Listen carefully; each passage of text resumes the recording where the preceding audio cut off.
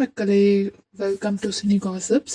So இன்னைக்கு நம்ம தமிழ்நாட்டில் ரொம்ப பரபரப்பாக போயிட்டுருக்க விஜய் சங்கீதா டைவர்ஸ் நியூஸ் பற்றி தான் பார்க்க போகிறோம். ஸோ விஜய் சங்கீதா 2 பேத்துக்கு 1999 வந்து கல்யாணம் ஆகியிருக்கு. சங்கீதா மேம் அவங்க வந்து ஒரு Sri Lankan Tamilian settled in London.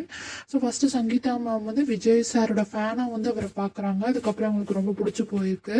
So Vijay சாரோட ஃபேமிலியும் சங்கீதா மாமா கல்யாணம் பண்ணிக்கிறியா அப்படின்னு சொல்லி சார் கிட்ட கேட்டிருக்காங்க. சாரும் ஒரு அக்செப்டன்ஸ் கொடுத்துருக்காரு. ஸோ இது ஒரு ப்ராப்பர் அரேஞ்ச் மேரேஜ்.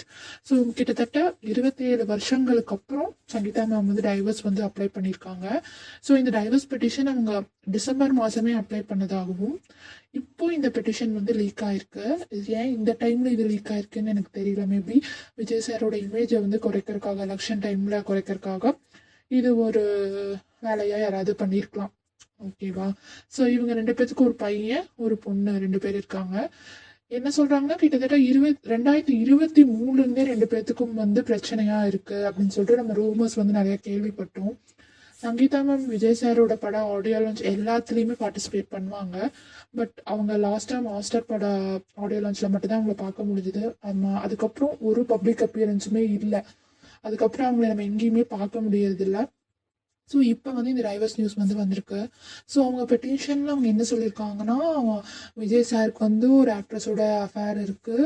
2 பேர் சேர்ந்து ஃபாரின் ட்ரிப்ஸ் எல்லாம் போகிறாங்க. அந்த ஆக்ட்ரஸும் அந்த ஃபோட்டோஸ் எல்லாம் போஸ்ட் பண்ணுறாங்க. ஸோ சார் வந்து எந்த விதமான மறுப்பும் அதுக்கு வந்து தெரிவிக்கிறது இல்லை அப்படின்னு சொல்கிறாங்க. அதுவும் இல்லாமல் தன்னையும் வந்து ரொம்ப வந்து வெளியெல்லாம் விடாமல் வீட்டுக்குள்ளேயே அடைச்சி வச்சு அந்த மாதிரி நிறைய விஷயங்கள் பண்ணுறதாகவும் அவங்களோட உரிமைகள் மறுக்கப்படுறதாகவும் சங்கீதா மேம் வந்து அந்த பெட்டிஷன் வந்து குறிப்பிட்டிருக்கிறாங்க. ஸோ அந்த ஆக்ட்ரஸ் யாருன்னு உங்களுக்கு எல்லாத்துக்குமே நல்லாவே தெரியும். இந்த டைம்ல இந்த நியூஸ் வெளியே வந்தது வந்து விஜய் ஃபேன்ஸ் ரொம்பவே வந்து ஹர்ட் பண்ணியிருக்கு.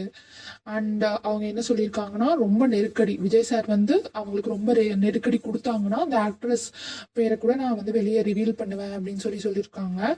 ஸோ எலெக்ஷன் டைம்ல இந்த நியூஸ் வந்து ரொம்பவே வந்து ஒரு ப்ராப்ளமாக இருக்குது. விஜய் சாருக்குமே அடுக்கடுக்காக நிறைய ப்ராப்ளம்ஸ், கரூர் இஷ்யூ, ஜனநாயகம் படம் வந்து தள்ளி போனது, இப்போ இந்த டிவோர்ஸ் நியூஸ்ன்னு சொல்லிட்டு அடி மேல் அடி விழுந்துட்டே இருக்குது.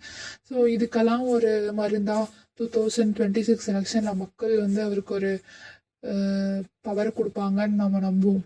Okay, thank you.